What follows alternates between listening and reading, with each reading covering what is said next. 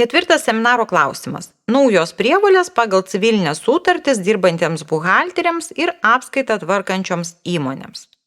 Atsiverskite seminaro medžiagos 49 puslapį. Finansinės apskaitos įstatymo pakeitimai, kurie įsigalioja nuo šių metų rugpjūčio 1 dienos, nustato prievolę apskaitą tvarkantiems asmenims pranešti apie savo veiklos vykdymą valstybės institucijoms ir tuo pačiu patvirtinti, kad jie yra supažindinti su pinigų plovimo ir teroristų finansavimo prevencijos reikalavimais. Tokias pat prievolės numato mokesčių konsultacijas teikiantiems asmenims pinigų plovimo ir teroristų finansavimo prevencijos įstatymo pakeitimai. Finansinės apskaitos įstatymo 14 straipsnio 3 dalyje nurodyta, kad juridinis asmuo pradedanti teikti paslaugas, apskaitos paslaugas arba nutraukiantis tokių paslaugų teikimą ne vėliau kaip per 5 darbo dienas nuo veiklos pradžios ar pabaigos privalo informuoti juridinio asmenų registro tvarkytoją.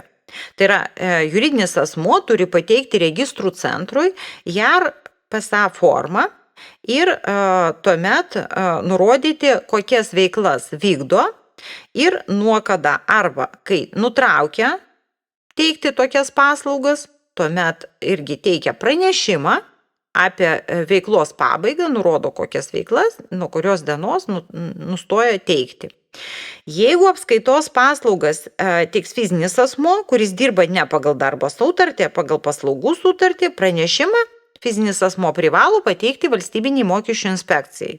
Pranešimas yra pateikiamas per mano VMI. Jeigu įmonė tvarko kitų įmonių apskaitą arba konsultuoja mokesčių klausimais, pateikti pranešimą juridinių asmenų registrui apie veiklos vykdymo pradžią jau turėjo iki šių metų gruodžio 1 dienos. Ši paslauga įmonėms yra mokama. Taip pat šis reikalavimas yra aktualus ir savarankiškai dirbantiems asmenėms. Jeigu fizinis asmuo tvarko įmonės apskaitą pagal paslaugų sutartį arba konsultuoja mokesčių klausimais, apie veiklos vykdymą turėjo informuoti VMI iki šių metų gruodžio 1 dienos. Fiziniams asmenims ši paslauga nemokama. Fiziniai asmenys, kurie tvarko apskaitą su individualios veiklos pažyma, VMI, juos informavo, elektroniniu paštu siuntė laiškus, kad priminti apie prievolę pateikti pranešimą. Tai tikiuosi, kad visi, kas tokią prievolę turit, pateikėt. Bet gali būti ir taip, kad gavote VMI laišką, bet apskaitos paslaugas neteikėte. Galbūt tiesiog nustojat tvarkyti įmonių apskaitą arba galbūt laikinai to nedaro, tokiu atveju pranešimo teikti nereikia, bet turite patikrinti individualios veiklos informaciją mano VMI ir panaikinti apskaitos paslaugų teikimą. Fiziniai asmenys, kurie tvarko įmonių apskaitą pagal darbo sutartį, pranešimų teikti neprivalo. Jau šiuo metu už juos atsako darbdavys. Tačiau, kai mažosios bendrijos narys tvarko MB apskaitą pagal paslaugų sutartį, turės teikti pranešimą VMI. Šiuo atveju mažosios bendrijos narys laikomas savarankiškai teikiančių apskaitos tvarkymo paslaugas asmeniu. Svarbu žinoti, kad pateikdamas šį pranešimą apskaitos paslaugų teikėjas ar mokesčių konsultantas patvirtina, kad jis pats ar jo vadovaujamas pareigas einantis asmenis, tai yra įmonės vadovas, dalyviai, tai yra darbuotojai ir naudos gavėjai, įmonės savininkai yra susipažinę su pinigų plovimo ir teroristų finansavimo prevencija reglamentuojančiais teisės aktais ir atitinka jų reikalavimus. Tai yra įmonės vadovas teikdamas pranešimą, aišku, patvirtina, kad tikrai yra tie asmenys nurodyti įstatyme supažindinti su pinigų plovimo ir teroristų finansavimo prevencijos taisyklėmis. Pinigų plovimo ir teroristų finansavimo prevencijos reikalavimai apskaitą tvarkantiems asmenims nėra naujovė. Kaip ir kitiems nurodytiems subjektams pagal pinigų plovimo teroristų finansavimo prevencijos įstatymą yra privalomas numatytų priemonių įgyvendinimas. Tai yra pareiga nustatyti klientų ir tikrojo naudos gavėjo tapatybę, užpildyti kliento anketą, surinkti naudos gavėjo asmens dokumentų kopijas ir jas saugoti nustatytą tvarką, teikti informaciją finansinių nusikaltimų tyrimo tarnybai apie kliento vykdomas piniginės operacijas, pranešti FNTT apie įtartinas ir neįprastas piniginės operacijas, tvarkyti registracijos žurnalus. Priežiūros institucija, šiuo atveju finansinių nusikaltimų tyrimo tarnyba, už šių reikalavimų nesilaikymą turi teisę skirti įmonei piniginę baudą, sudarančią nuo 0,5% iki 5% metinių pajamų gautų iš apskaitos paslaugų teikimo.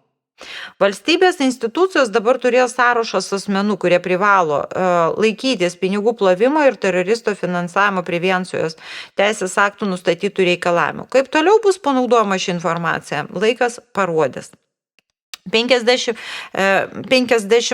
puslapyje pateikta pinigų plovimo ir teroristų finansavimo prevencijos įstatymo nuostata apie mokesčių konsultacijas teikiantiems asmenims taikoma prievolė pranešti apie veiklos vykdymo pradžią, pabaigą atitinkamai juridinio asmenų tvarkytojų arba VMI. Dažnai apskaitą tvarkančios įmonės dar ir konsultuoja mokesčių klausimais. Tai tokiu atveju atkreipkite dėmesį, kad reikia nurodyti pranešime ne tik apskaitos paslaugų veiklą, bet ir mokesčių konsultacijų teikimo veiklą.